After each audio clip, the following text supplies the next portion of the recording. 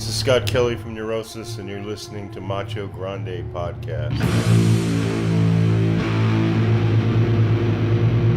Today's podcast is brought to you by Audible.com. Get a free audiobook download at www.audibletrial.com/Macho Grande. Over 100,000 titles to choose from for your iPhone, Android, Kindle, or MP3 player.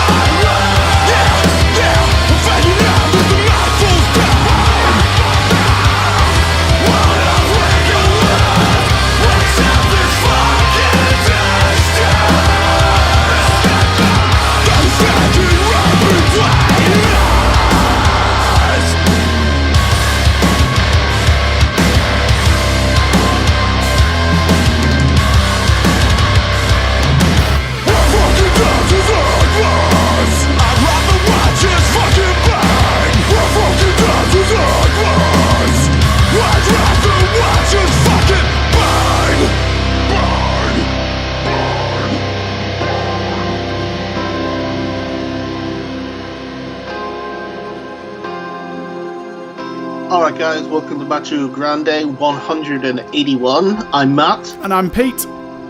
We kicked off the show there with a brand new track from Novelists, who are releasing their second album, Noir, via Arising Empire Records and Nuclear Blast on the 8th of September.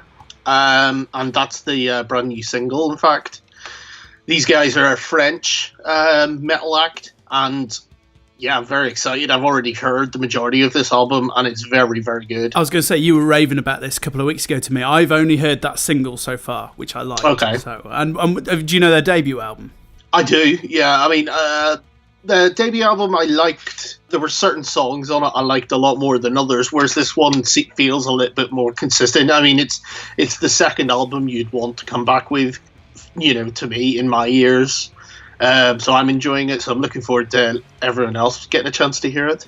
Very good. We've got a fairly busy show, and we're a little tight on time, so we're going to try and squeeze a load of stuff in. We're going to have a chat about Arc Tan Gent Festival, which I was at last weekend, and also the Heavy Music Awards. We're going to do a catch-up on the news, and we're going to play some new bands. Load of new stuff this week. Yeah.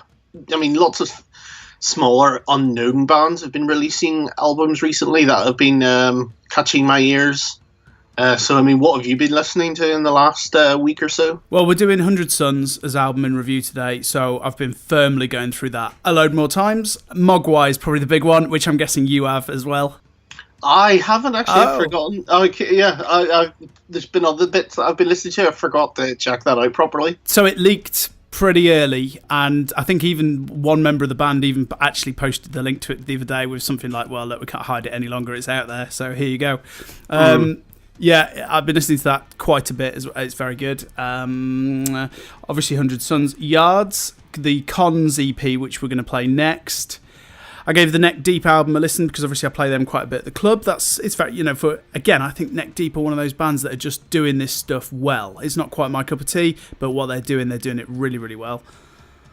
Cloakroom, gave that album a couple of listens, and also the new Hammock album, which is this super chilled, kind of almost ambient stuff. Okay. I think that might be it. I've very briefly also gone through the new Paris album just to give it a listen, and one or two bits like that. Yeah. What about yourself? Well, I've done a playthrough of the new Queens of the Stone Age album, which came out on Friday, Villains, and it's probably the best album they've done, or the better album that they've done out of the last handful. Kind of sits nicely among the sort of the three albums, the three first albums that I prefer. Yeah, well, they're great. It's still not. I mean, they're not really the same band anymore, and I quite liked The Evil Has Landed. That's good. Yeah, I mean, they do good singles, but it's been a while since I've loved an album of theirs. But I love the artwork on this new album. It's fantastic. If you get a chance, Google the artwork because it's really cool. I've seen the front cover with the devil holding his hands, and that's great. Yeah. Yeah, I just like the sort of visual style that we've got on it.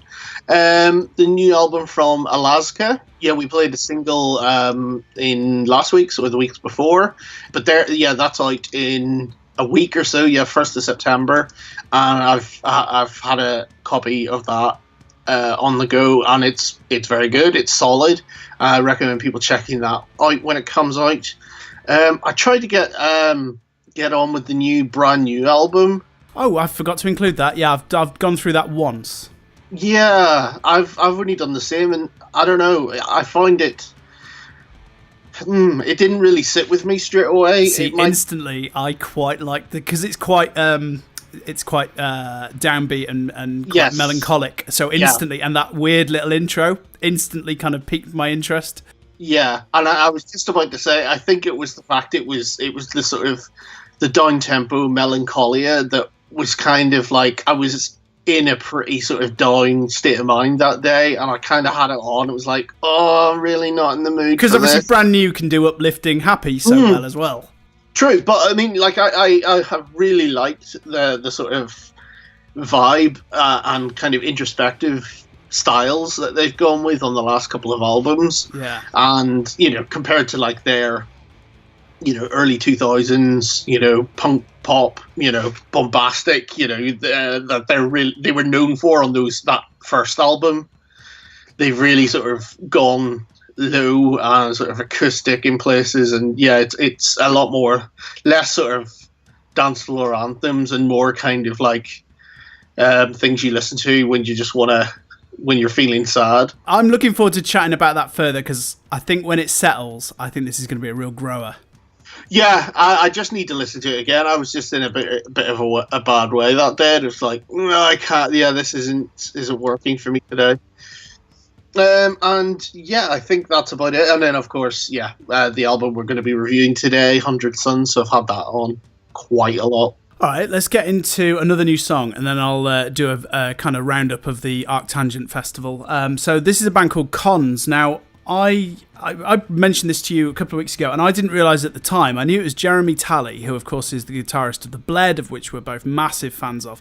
But I didn't realise Cons were previously Coma Prevail, which featured the Scary Kids Scaring Kids singer, Tyson Stevens, who died a couple of years ago.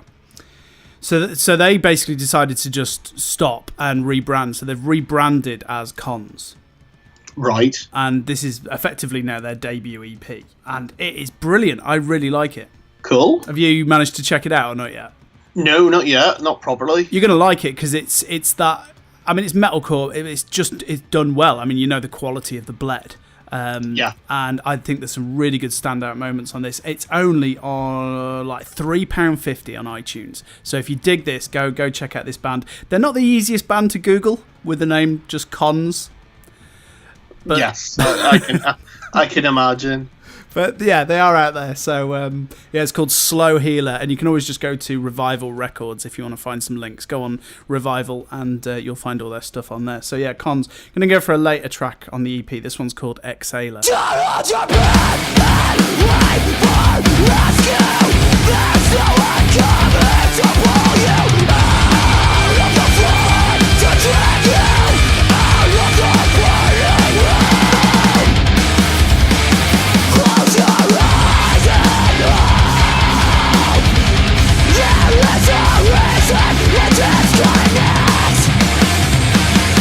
I say your name now, like it's a curse to keep me lifted. I can't breathe the same air and listen me to everything you are. Hold your breath and pray for rescue. There's no one coming to pull us out of the fray.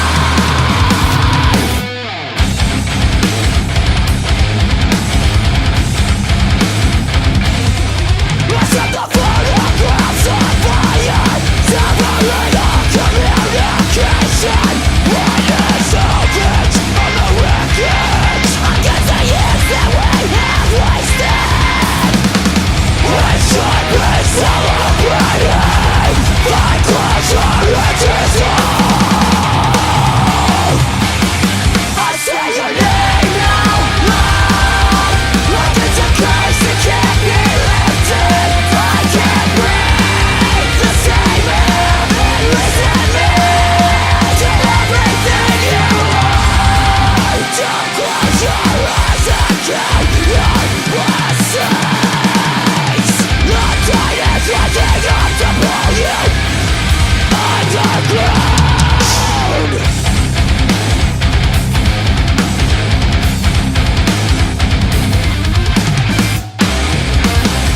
Wake up to wake up regret, reaching up to take you. Wake up to wake in contempt, taking you under.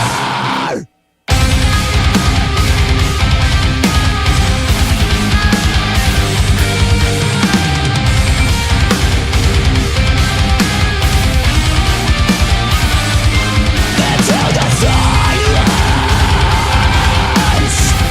drifting away, the undertow. You take a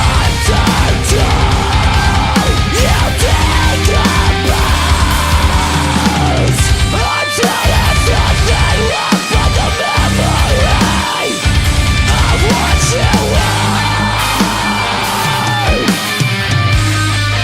and never will be.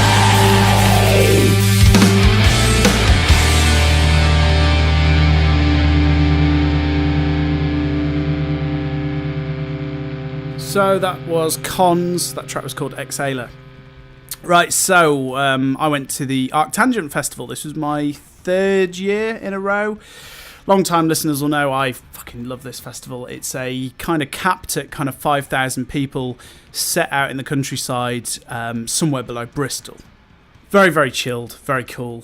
So I'm just going to skim through the weekend. The weather was still kind of horrible at times, but manageable. And because the site's not too bad, it never really gets too bad. I was camping again, so yeah.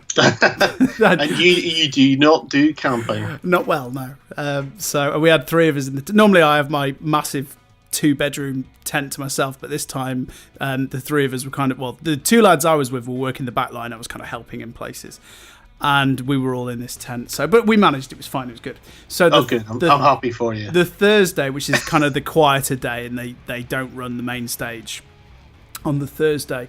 Now, the highlights for that day for me would have been, first of all, managing to catch Heck, because sadly, Heck announced, the day before or 2 days before Arc Tan Gent, that this was going to be their last show. Yeah, it was very sudden. It was just not even an explanation. It was just that will be our final show. I think if the organisers had known it was going to be their last show, they probably would have put them on a bigger stage, because I've seen them play, I can't remember now if it was Arc Tan Gent or 2000 Trees, both festivals run by the same people, similar kind of layouts, and they've played what is the equivalent of like the third stage, and which is a tent, but they were on the PX3 stage, which is the smallest out of the lot, which is the one that they do have metal bands on it. I mean, I saw Frontier, I'll chat about them. They were on that stage, but it is the smallest of the 4 stages, and it's the stage that quite often will have, slightly more acoustic-y type stuff as well. Yeah. So it was the smallest tent, which, given Heck's, passion for climbing on just everything and anybody, I think if the organisers had known it had been their last show, they might have bumped them into the bigger one. But that aside, great set. I mean, just kind of what you'd expect, really. They had a big crowd watching them. I did manage to actually have a bit of a chat with Johnny that evening, because he was around for the whole weekend, and he basically just said they wanted to do different things and it was perfectly amicable, and that was it. Like, he seemed quite happy about the whole thing. Right. I mean, let's not forget, Heck have only been around a while, but as a band, when they were formerly Baby Godzilla, they have been around a while as a band. I mean, there are these rumours sort of floating around that maybe they got fed up with this attitude of people only go to see them for the crazy antics, and that people aren't bothering to actually listen to their music. Yeah. I don't know whether that's true or not. I mean, I certainly think that's the trouble, is if you put yourself out there as that kind of band that are that crazy on stage, that's what people expect, and then does that start to deter from, going for the music? That's an interesting point, because I mean, I've certainly heard more banging on about them live than the record. I mean, I like the record. I think I liked it more than you did, but yeah, I think it is a really good album. So it's a shame, because, well, I mean, we'll see what they do with their side projects, but I mean, he seemed like super chilled and happy about that whole thing. So who knows? They may do something together again in the future. I don't know. So yeah, they were good. Right, one band that I have been foolish to kind of not pay any attention to, because they've been around for a while, is a band called Future of the Left. Oh, yes. I don't know why, but I'd kind of got it into my head that they were a bit of a, I don't know, almost like an indie shoegaze, and I'd just not given the time of the day. They were amazing, and I'm now looking forward to delving into probably what is quite a big back catalogue. Yeah, I've only got, I think I've only got their first album, which again, I picked up because that was advertised everywhere in magazines at that time. Yeah. But, I haven't really followed them, so I didn't even know they were still sort of going on. And then Nordic Giants I caught a bit of. They sounded really good. I'd not heard them before. And then the headliners on the Thursday were Russian Circles, who, I mean, it was a pretty much perfect balance of all their stuff, and I got all the kind of big hitters that I wanted to hear. They're always just full of energy on stage, massive crowd, good sound. It was ace. Awesome. So that was my Thursday. Friday, let's skim down here. First band I saw on Friday were This Town Needs Guns. They were very good. They're quite a mainstay of Arc Tan Gent. I think they've played quite a few times before. Bosk, who were really, really good. Oh, nice. Yeah, as you'd kind of expect. The one I was really most looking forward to, and I was really disappointed by, was the number 12 Looks Like You. Now, I loved them years ago when their sort of first album came out. Really, really scatty, mental stuff. I've never seen them live before. I don't know their last couple of releases that well, but the first 2 songs, it was just this weird, noodly, I don't know what it was, and I did not enjoy it, and I didn't hang around much after that. I just didn't get it at all. Really didn't gel with me, which is odd. Right? Yeah, I was really surprised. Horror were also playing at the same time, so I kind of then wandered over to see them. They had captured the crowd. Everyone I'd spoken to, most people had never heard of them or seen them before, but this buzz had clearly gone around the site that you need to go and experience this band live, and the tent and the surrounding area was just rammed, and they smashed it. Cool. Right, so that leaves Converge, which I'll chat about in a second, and then also on the main stage was God is an Astronaut. Now, both you and I have been massive fans of God is an Astronaut. Yeah. Have you ever seen them live before? No, sadly not. No, I've never seen them before. My God, they were probably band of the weekend, like surprise hit. Awesome. And weirdly, I've got a fuckload of their albums, right? And I will put them on occasionally, but I didn't recognise much at all. Like, I don't know if it's because I don't know their stuff that well. I just always enjoy it when it's on. It was so good, and the energy, and because obviously they have quite a bit of electronica with them as well. Yeah.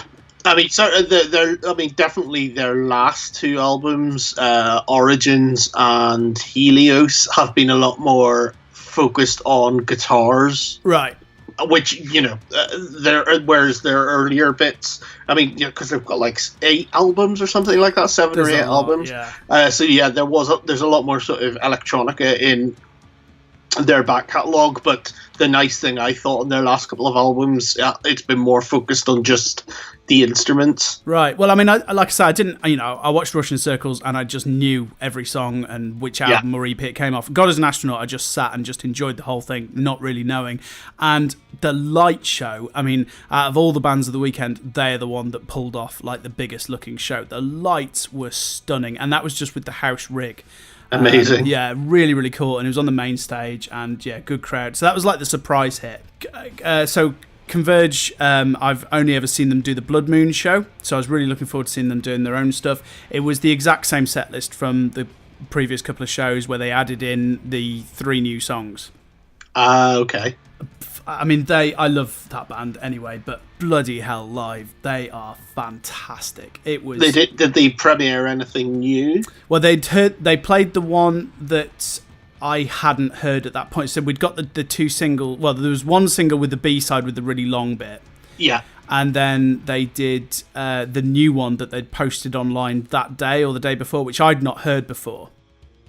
Oh, okay. So they played that. So I'd not heard that when they went on. But I mean, the set list, I mean, it really was like a kind of greatest hits, and they're known for these very fast, punky sort of songs. So they kicked off straight away with like Dark Horse and Aimless Arrow. Then I think they got the new one out of the way, Under Duress. Okay. We got stuff like All We Love We Leave Behind, Predatory Glow. Reap What You Sow is probably one of the heaviest things I've ever heard live, and you can see when they're playing stuff like that why they get on so well with Neurosis. And got the weight of it, and as a frontman, he's just got so much vibe to him as well. So I was absolutely blown away by them. They did. I can tell you about Pain. Under Duress was the newest one, wasn't it? Because there's Eve, I Can Tell You About Pain. They're the 2 that came out a couple of weeks before. Eve's the really long one with the amazing ending. So yeah, yes. Under Duress was the other, which at that point I'd not heard, which they all sounded incredible live. And then they finished off with Concubine and then Jane Doe. So nice. It was just amazing. It was pissing it down. So some of the people I was with who weren't as fussed about seeing them just kind of ran to the barn or the tent.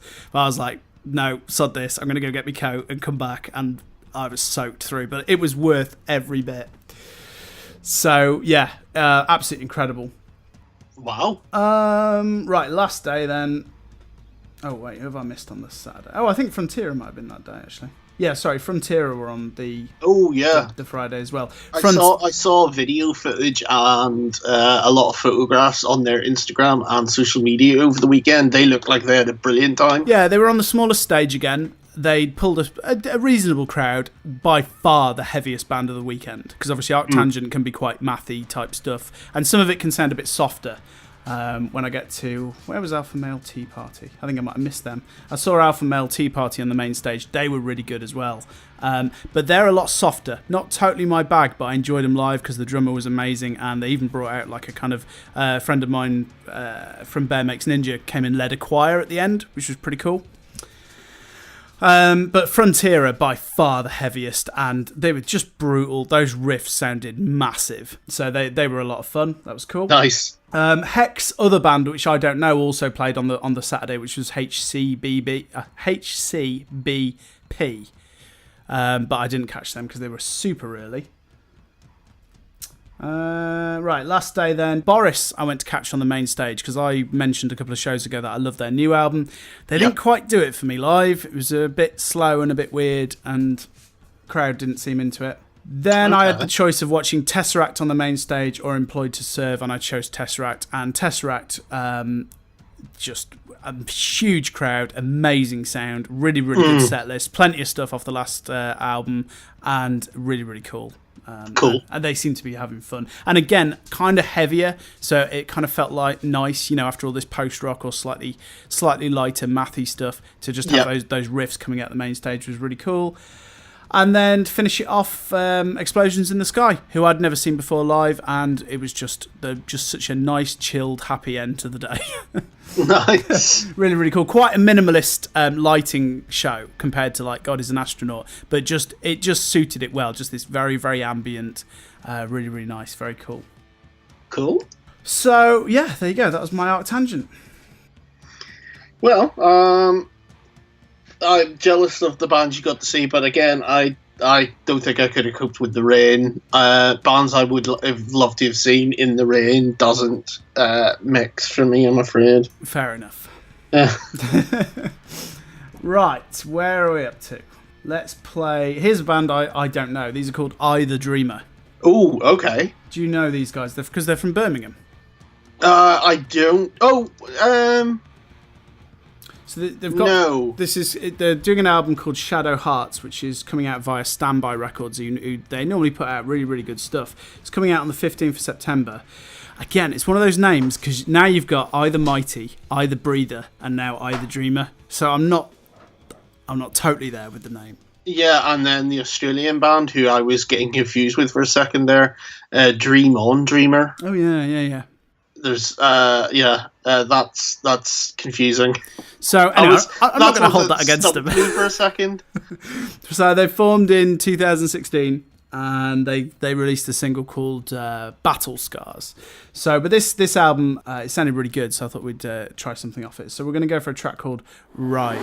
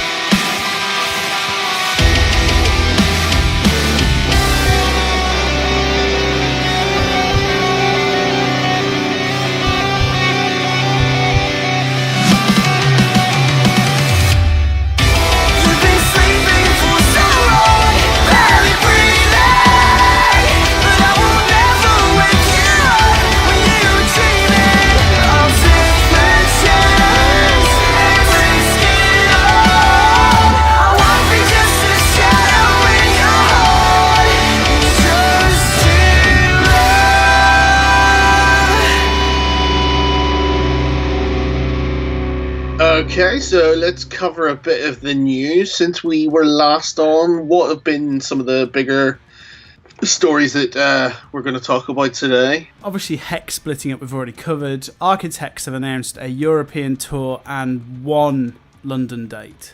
Yeah, and a big one at that. Alexandra Palace, with support from While She Sleeps. That's pretty tempting. Yeah, definitely. I'm extremely tempted for that one. I think that would be an incredible night. Yeah, I don't know that I'll make it. It's looking quite busy now. Mm. Other tour news is Mastodon have announced that they're going to be touring with Scott Kelly of Neurosis. So I know we mentioned this before, that obviously now that Mastodon have got Red Fang and Russian Circles, it shouldn't be missed. But now that they've added Scott Kelly as well, I think I'm going to have to go to Rock City. Mm. And there's the rumour that they're readying up a release of a new album. Yeah, now what's this? So was it Brent? One of them had done a solo album.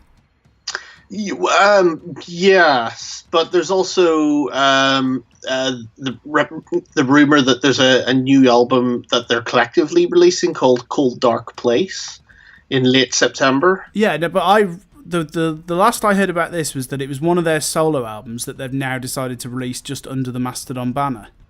Oh, right, okay, yes. And this is all due to Amazon accidentally leaking it, and then it got pulled. Yes, because it was originally scheduled to be released as part of a double album with Emperor of Sand. Oh, that's right. They did talk about that back then. Which didn't happen, so they're going to be releasing it as its own Mastodon record by itself, which is cool. The artwork looks rad. Yeah, I've not seen it. Yeah, I need to. This got announced while I was away, and there was no signal or internet of any kind while I was at Arc Tan Gent. So. But again, that's sort of like they obviously believe in the material and have wanted to give it its own space. But yes, I mean, I'm excited. Just any more, new Mastodon at this juncture when they've only really just released an album as well is great. Oh yeah, I just saw the artwork. That does look cool. Yeah. Nice. Yeah, no, excited about that. Very cool. So yeah, definitely gonna have to get tickets for that show as well. I hadn't put that much else down, it's been a little bit quiet. Yeah, again, just some good footage online of like Korn and Architects and whatnot from Reading, Leeds this weekend just gone, which is worth checking out. The Fever, who we talked about previously, the ex-Let Live the Chariot band members, their new single has come out and the video's online, so you can actually get a better ear for how they sound. Because I mean, the last time we talked about them, it was saying like in the live video footage that was posted, you could barely tell what the songs were, and then they did release a single a couple of weeks ago, but now it's got a video as well, so it's just cool to put a vibe to the song itself, I saw as well, because obviously Kylisa are on indefinite hiatus, but the band vocalist / guitarist Laura has got a new project called The Discussion. I've not heard anything yet, but apparently there's a new EP which is online now, and they've already announced UK dates. So cool. That could be interesting, because I didn't really dig that last Kylisa album. And yeah, I'm trying to think. I think that's kind of all I've got. Okay. There was some news about Power Man 5000 and a new release, because I thought you'd be into that. I am super into that. It's got a weird... No, I did see that, actually. I've not heard the song, but it's got a weird title about something to do with Sid Vicious. Sid Vicious in a Dress, I think it's called. Yes, Sid Vicious in a Dress from the new album New Wave. Yeah, it could be good. You never know. New metal's coming back, don't you know? I think it did. Yeah, it did come back. So the other thing I got to go to last week was the Heavy Music Awards, which was its first year. Slightly weird setup that they basically made like half the industry a judge, and then that went to a public vote. And the night was held at the House of Vans, which is this really cool venue in London, which is part of the old tunnel network near Waterloo. Right. And it's a really, really cool little place. You've got like all these sort of interconnecting tunnels, and they'd sort of done, one room had like a photography exhibition. One room was showing the Slipknot Day of the Gusano video, which, like I said on the last show, it looks really good. Every time I walked in, it was just live footage. So I'm not sure how much film and documentary there is to it. Right. Because every time I walked in, it was just live stuff. But, as live videos go, it looks very cool. And then you had sort of one room which was just like a big kind of bar area, and then the main tunnel had the stage on the end, which it really was done like an awards ceremony, but it wasn't like this seated affair, and they had live bands playing in between, so we got to see Venom Prison, Vukovi and Creeper. Okay. And it was really cool. It was an amazing night. I mean, it is basically just a massive industry piss up, and it was a lot of fun. It was really cool. The actual awards themselves, the sound in those tunnels is odd. I don't think it lends itself certainly to live music. I asked a couple of people who were at the Metallica thing, when they did the Hardwired show down there, and I said, what was the sound like for that? And they said it was still awful for that. So right. And the answer seemed to be turn it up really, really loud. So it was that loud. We kind of ended up just hanging out in the bar area, listening to the band from there a lot of the time. And so it's had a lot of hype, and certainly for its first year, it was a lot of fun. It was really cool. I think they'd benefit more from Sonosphere being back, because obviously when Kerrang and Metal Hammer do their awards, they're by their end of download, so they've got the potential of having loads of cool visitors. And there were a lot of bands there, and obviously they'd put it just the night before Reading Leeds kicked off. But obviously, I think if it had been Sonosphere, you'd have even greater chance. So just to skim through these, best album was Architects, All Our Gods Have Abandoned Us. Best UK band was Black Sabbath. Best international band was Gojira. Best live band, Enter Shikari. Best breakthrough band, I Prevail. Best album artwork, Ghost, Popestar. Best producer, Frederick Nordstrom. Have I said that right? Is that how you pronounce his name? Nordstrom. Mm-hmm. Yep. And Henrik Udd. Best photographer, Ben Gibson. Best festival, Download Festival. Best venue, O2 Academy, Brixton. So yeah, that was a lot of fun. I managed 6 days working and partying at Arc Tan Gent, and pretty much surviving without a hangover, and we smashed it pretty hard. One night at that with the missus, and my God, I felt rough the next day. But I powered through by going to see Dunkirk at the BFI on the next day. Oh, well, so fair enough. Right, that's it for the news. Okay. More music? Yeah, well, we've got 100 Suns next. Okay. Yes, so album in review time then. 100 Suns, the Prestaliis. This is the debut album from former members and current members of Every Time I Die, Norma Jean, and Dead and Divine.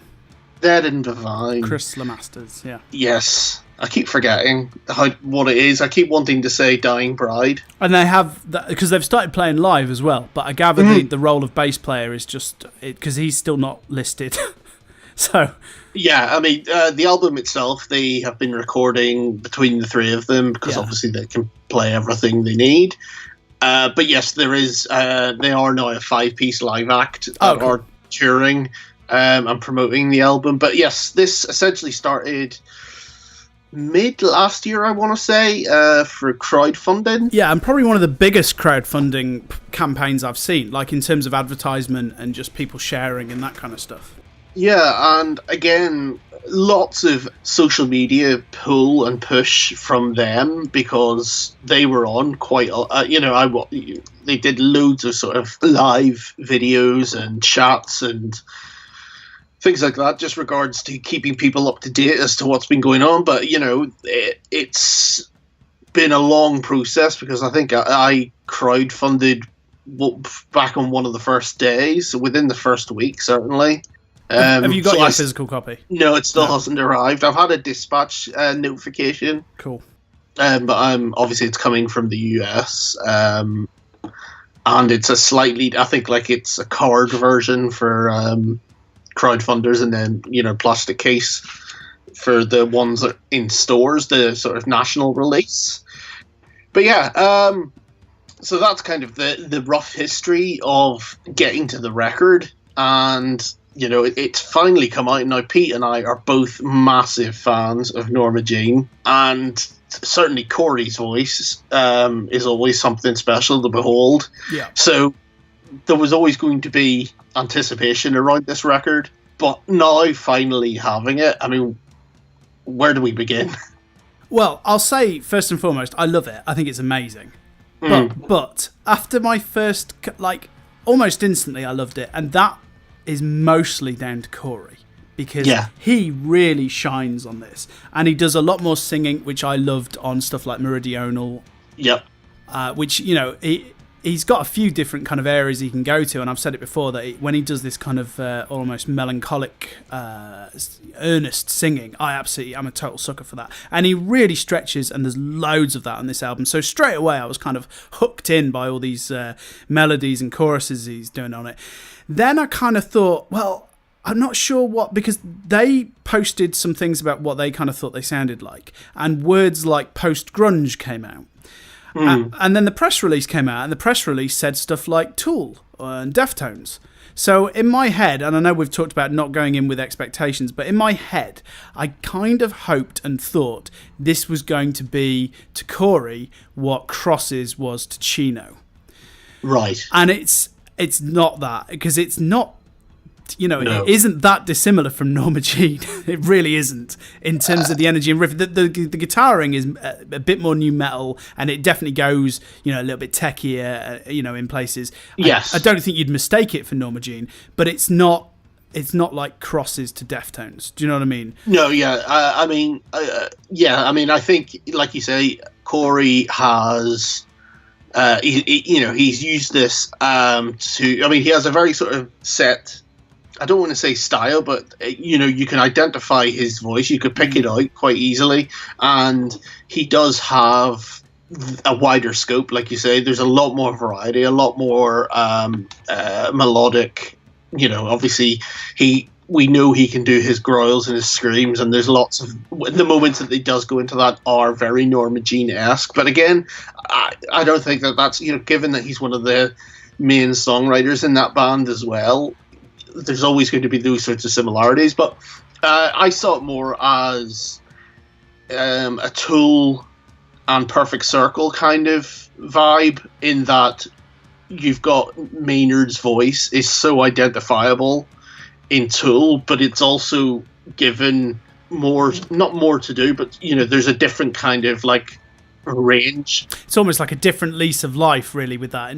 Because it's just because the energy is so different, I suppose. Exactly, and it's kind of like, well, what would that voice sound like on a rock record as opposed to, you know, like a post-hardcore you know, a metal record like with Tool, or it's kind of that kind of thing of, this is what Corey's voice sounded like on a more radio rock, new metal-ish style. I mean, I think the drumming on this album separates it from new metal. I mean, and because when you know, it's more the riffs have that kind of new metal vibe. The riffs are very new metal. Yeah, but the drumming sort of takes it out of that. Yeah, I mean, that's kind of where I was wrong, because sort of on my third listen, I thought, well, I love what Corey's doing, but do I really like the music behind it? And on that third listen, I was sort of more focused on Corey, and I saw the music as almost a little kind of perfunctory, a little bit safe. I'm quite wrong about that, because now that I've listened to it maybe 8 or 9 or 10 times, there are so many little subtle things going on with both the drumming and the guitar that I really didn't pick up on those first few listens. And quite honestly, every listen now is just still growing and building, and I'm noticing more little details, but they are quite subtle. Like, there's some really cool little melodic riffs just hidden away that he maybe only does once or twice, little background noises. Some of the drumming has some really cool little unexpected tom sections that take a weird turn, and then you think, oh, actually that only happened for a split second, but that was a really little clever thing you did there. Yeah. And they're just popping out now every time I listen to it. So I was quite wrong where my head was at, I think, on my third listen. No, I know exactly what you mean. I mean, again, this kind of like ties into the fact that, you know, the drummer was in Every Time I Die, and, you know, Corey is in Norma Jean. That they're both two bands that have a history of throwing in odd time signatures or just odd moments, even if it's just for sort of 10 seconds. Mm-hmm. and they'll throw in these crazy 1 minute bits, and then they're off with the rest of the song. But again, it's I think it's an album that is made by 3 creative people, because there's lots of interesting things going on here, and 3 very sort of established songwriters, because there is a lot more depth going on to it. How did you feel? Because I don't know whether this was like the bitchiness in me, but how did you feel about how this may impact Norma Jean while you were listening to it? Because I won't lie, there was a little part of me that was like you said at the start, we both love Norma Jean, and they're really, really underappreciated, I think, in this world. Yeah. And this has had a lot of attention. It's had some quite decent PR behind it. It's had some good advertising. It's had the whole crowdfunding thing. And there was a little bit of me that was like, yeah, but, Norma Jean, that's what you do. Well, yeah, no, I mean, I certainly think that this... I mean, again, I kind of see it more as the perfect circle to Tool, as opposed to, the side project that might outstep. It's just another project that he does that's in a different direction, and it's it's not necessarily going to take away. Hopefully, if anything, it does add to the appeal of Norma Jean, because I have gone back and listened to like the last Norma Jean album while listening to this album the last couple of weeks as well. It's just like maybe go back and think, God damn, that is a good album. Yeah, well, I mean, but it's nice to see. I mean, straight away. Like I said on the previous show, there's such a big circle of friends. Straight away, when 100 Suns have gone out, they've already gone out with Sundrug, which is like Chris Raines, who was ex-Norma Jean. So they're all still, and Norma Jean has this policy of this kind of revolving door of people anyway. So, yeah. Exactly. Anyway, back to the album. But yes, I mean, as an album, I mean, we start off with the Prestaliis Part 1, which is a great sort of like intro, which again, it's got that vibe of, there is a kind of Norma Jean vibe starting off in that one, I felt, with just the sort of the slow melancholic build up. Especially because he does the recurring line as well, which is very Norma Jean, repeating the effigy line. Yeah, it's very him. And then I think track 2 is, for me, I think at the moment it's my weakest song on the album. Right. Track 2, Partner Predator. I mean, I don't think there's a bad song on that. No, I don't. But if I had to pick one, that's the weakest one for me. It takes a little while to get going, but I think that soaring chorus in it kind of makes up for that. Yeah, I mean, the thing is like, it's from track 3 onwards, that's where the real meat. Yeah. Oh no, I'm with you. Yeah. And that's the only reason I picked Partner Predator as the weaker of the tracks, because I think it starts off nice, and then, like you say, not saying that it's a bad song, because it is still a good song, but on a tight 11-track album, that's the weaker. Because by the time you get into track 3, I mean, Bed Burner, the riff in that, which is a song that they released early. That might be the one we played, because we played one of them ages ago. Yeah, Bed Burner was one of the first tracks that they released as a demo. And in that, then, that's just a real sort of nu metal riff, but with Corey's just sort of earth-shattering scream that he does into Last Apology, which again is just another... That's maybe my current favourite. It's an amazing... I mean, like, if you had to pick a song to play to just anyone who's into heavy rock, it's like, just play a Last Apology. Like, if you are curious as whether you will dig this album, that is immediate. It's to the point. It's fantastic. The riff is amazing. The noise that Corey's voice descends to by the end of that song as well, it's incredible. And just sort of, like you say, he does his repeating the line to monotony, where it's just sort of like descending into madness. It's fantastic. And then track 5 for me, December, that's where you start seeing this separation. Yeah, because you've got a real change of pace here. Yeah, this is kind of now Corey and the band themselves going off and doing something that isn't necessarily familiar to their previous bands. Yeah, a lot more chilled, and kind of, I think this is what I thought the album would mostly be. This kind of a bit more down-tempo and a bit weirder, a bit more ethereal, just emotive stuff.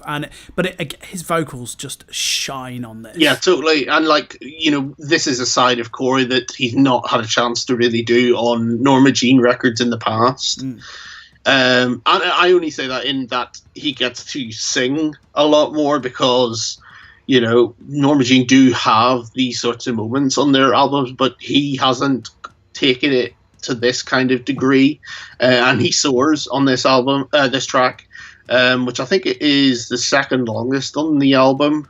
Then we're sort of back into the really punchier songs again. Just riffs everywhere in these next couple of songs, and this is where some of the real new metal stuff, because there's one of them that's got like what are we on, Fractional? All the pinch, Fractional has which like one's all the got the harmonics? Yeah. So does Hallelujah as well. Yeah, that's got little new metal stomp on that.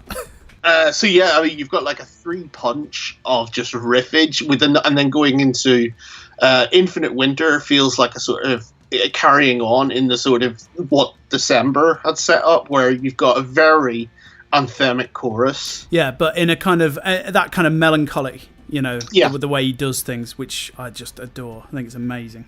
Totally. I mean, the thing is, all of these have amazing sort of melodies and choruses. I mean, I find myself humming and singing along within only a couple of listens. Then we get to my current favourite track, Amaranthine. That's got to be one of the longest ones, isn't it? I think that's over 5 minutes. Yeah, I think it is the longest. I just adore this track. I mean, it has that really melancholic and post-rock beginning.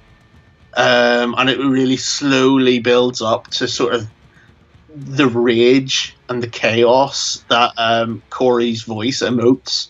And again, just sort of then it tail ends with it fading out again into this sort of like looped guitar, again with the shades of post-rock, which like I said, that's currently my favourite song because it covers a wide expanse within that one song, and then finishes on the sort of the outro track or the sequel. It's the Prestaliis Part 2. Which again, when like you bookend an album, it finishes it off nicely because you've got with that first intro, with the way he repeats the line, and then all those elements come back for the final track. It does finish it nicely. I mean, like, did you notice there were sort of reoccurring lyrics and reoccurring melodies throughout the album? Oh yeah, they've really thought that through. And then I think when you've got that, if you look at, you've got 11 songs, but then when you think you've got 1 and 11, and then 5 with December in the middle, which total change of pace, it is well thought out. I think they've done a really good job of pacing on this. Totally, it's very well crafted, and then, like I said, when you sort of weave in and out of that reoccurring melodies, reoccurring lyrics, where you just think, oh weird, that's cool, that one melody, that lyric pattern has come, it's similar into this song, and it feels like a cohesive body of work. I think is a testament to the fact that all the guys in this band have such a wide musical background that they've really crafted something that I think is pretty much worthy of the attention it is garnishing. Yeah, I think so. Yeah, definitely. It is interesting as to what this will do for their other projects, because, I mean, they are touring this. I really hope they come to the UK, because I'd love to see some of these songs live. Yeah, definitely. And they look great as a band together. Like, I've watched some of the footage online, and I've not seen any of that. Like a good band. Yeah, I mean, they should do. I mean, when you look at the pedigree, it should work really well. So I'm really glad this has come out this way, and that it's just as good as we thought it was going to be. What are you thinking for a rating out of 10? I don't know. I'm struggling at giving it full marks, because I think for me it's currently at a 9. It's definitely one of the strongest albums of the year we've had. I may creep a little higher, but it just hasn't peaked to the 10 I think it's hard to give it full marks. Well, I'm going to join you on 9, but I was at 8 for a while. I was thinking 8, and then when I came back and put it on another couple of listens the other day, and just more of these things just started, lunging out. I was like, oh, I hadn't noticed that, and that's amazing, and it's still growing. So, I'm going to join you on 9 out of 10. I've Cool. not seen the artwork, not properly, because I've not got a finished copy, so can't comment on that. Hopefully mine comes soon, and I'll be able to share, but certainly the digital image that has been out looks great. It looks fine. I like the logo that Corey's designed as well. It's pretty cool. But yeah, I strongly recommend people check this out because it is an interesting cross-section of people that this should appeal to. Metal fans, rock fans, sort of heavy rock fans, and just sort of because it doesn't have the kind of the noise and feedback side of Norma Jean that might put people off. Yeah, and it hasn't got the frantic punkiness, of Every Time I Die either. Yeah, but and like I said, the riffs echo sort of nu metal, but the drum patterns take it out of nu metal territory, and certainly what Corey's doing vocally takes it out of nu metal territory. So it's an interesting mix that. It's bloody solid. It's so good. Nice. I think we've already answered this, but what track do you want to play? I'm pretty sure we've already done Bed Burner. So to me, I think Last Apology is probably... Yeah, probably kick that in as like, look, if this doesn't do it for you, then, well, I don't know how else I could convince you that this album is an essential listen. But yeah, it is an essential listen. So here we go, Last Apology. Tricked it out, and the ropes that tied us down have come undone. So I heard the sound of the crashing waves. I fought the current and I'm standing on the ground. We paid so much, we traded for a lot of talk and a few signals. You pushed out the choir, but it just won't sing. I got this feeling like I'm living, but I just don't know anymore. I tried to be what you wanted. You wanted me to be the last to apologize. I don't need this. I need this to be the last apology. The last apology.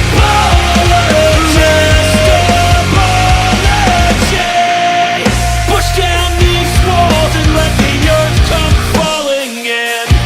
So no one can see us. We're barely here. We'll live alone in the ground where together we belong. We traded for a lot of talk and a few signals. You pushed out the choir, but it just won't sing. I got this feeling like I'm living, but I just don't know anymore.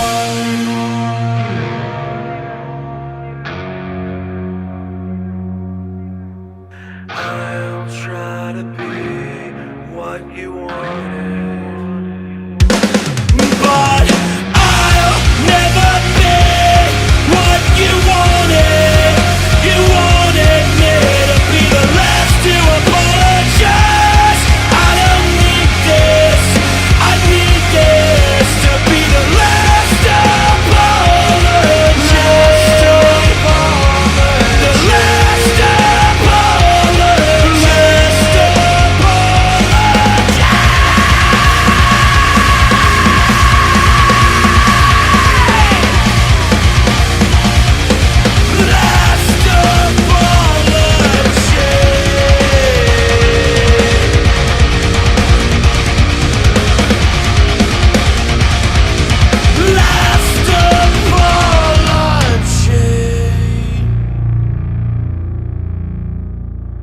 Okay, guys, so that was our album in review. Please send us in your thoughts, because we'd love to know if this was a new album on you and if you're digging it. So you can at us on Twitter at Macho Grande Pod. You can email us info@machograndepodcast.co.uk. Alternatively, you can actually phone in and leave us a little message. It's not that expensive to call in. You can just leave a little voice message. We get sent an MP3, so we can automatically drop it in. That number is 05603 689 842. Again, if there's anything you want us to review, or any new music, in fact, or are you an indie band that want to get, you think we'd enjoy your music, please send us in, because we've played some bands over the last couple of weeks that have done similar. Again, info@machograndepodcast.co.uk. Now, before we finish, you mentioned towards the top of the show that you got to see Dunkirk finally. I did. While I was in London, I thought, do you know, I'm going to have to go and see this at the BFI IMAX, which is like the massive, massive screen that they've got in London. I was a little bit hungover, to say the least, and tired, and part of me was like, God, I hope I don't fall asleep in the cinema. There is no chance of falling asleep while watching Dunkirk. No. So first of all, this is the 70mm print. With, I don't know what the resolution is. It's crazy, something like 16 to 18K resolution. It looks stunning. And obviously Nolan has toyed with this in the past. The last Dark Knight film, was that Dark Knight Rises? Was that the third one? Dark Knight Rises, I saw that at the IMAX as well, actually, and I found it really off-putting that every time they got to the bits that weren't shot for IMAX, you got the black bars appearing at the top and bottom of the screen, and I found that really disorientating from the film. I thought that the aspect ratio changing was really off-putting.